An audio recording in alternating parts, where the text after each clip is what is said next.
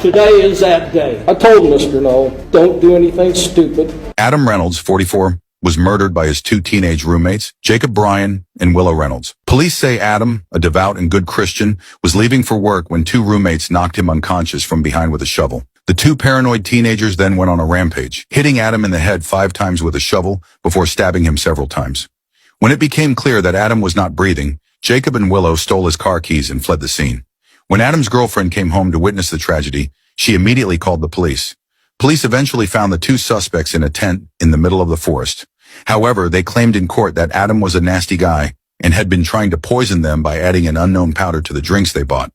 The reason is that Adam himself never drinks them, but there is no evidence that the Christian tampered with the drinks. The two tried to plead guilty through a plea deal in exchange for being eligible for probation, but the judge rejected the deal and said they should be sentenced to 100 years in prison without allowing for a reduction. Not guilty of...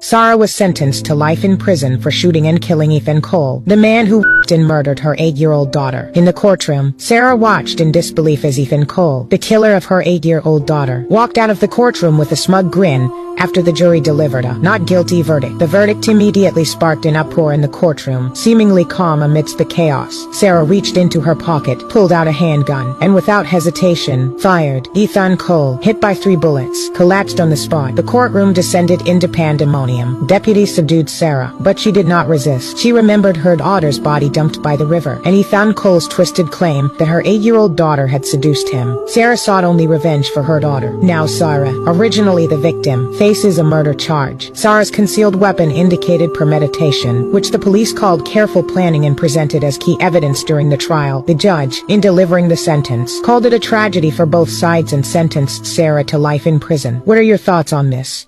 The disturbing sight of a 10-year-old in court charged with first-degree murder shocked the nation.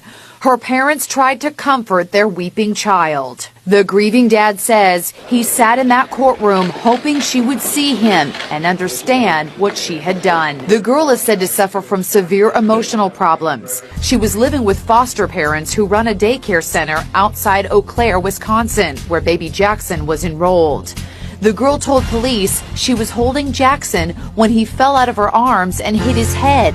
Then she panicked and stomped on the baby to stop his crying. An imprint of her shoe was found on Jackson's head. Jackson fought for his life for 2 days, but succumbed to his injuries. Now, his dad is left with his memories of a happy baby whose favorite toy was his bouncer.